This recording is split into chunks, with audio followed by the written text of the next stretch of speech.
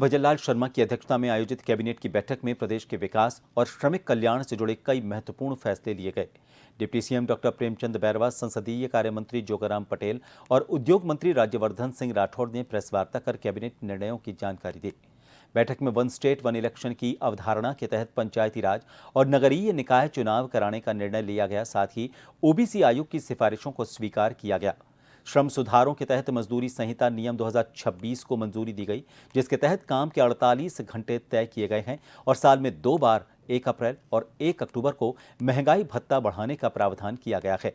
कृषि और संस्करण उद्योगों को बढ़ावा देने के लिए राजस्थान कृषि एवं खाद्य प्रसंस्करण नीति 2026 और राजस्थान फूड पार्क विकास नीति 2026 का अनुमोदन किया गया।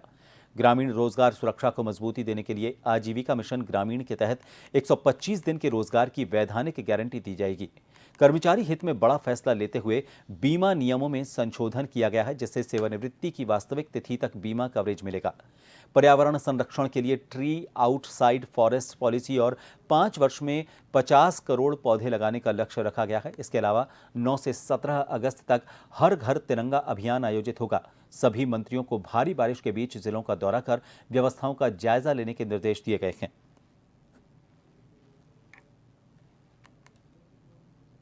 एग्रो एंड फूड प्रोसेसिंग 2026 नीति आज लाई गई। ये काफी लंबे समय बाद लाई गई।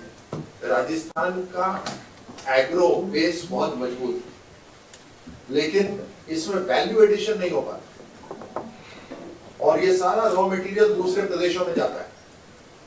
उसी कारण हमारे किसानों को ग्रामीण क्षेत्र में मजबूती देने के लिए ये Rajasthan agro food and processing नीति हम लेकर आए हैं, जिसके अंदर फल सब्जी, मसाला, अनाज, तिलहन, दलहन, औषधीय उत्पाद, लघु वन उपज, शहद, दूध, पशु आहार, इन सभी की इकाइयों को मजबूती मिलेगी। तय किया गया है कि हमारे जो पंचायत राज के चुनाव है या हमारे जो नगर निकाय के चुनाव है, हम एक ही साथ शुरू करेंगे और जब पूरे हो जाएंगे तो एक साथ पूरे करेंगे।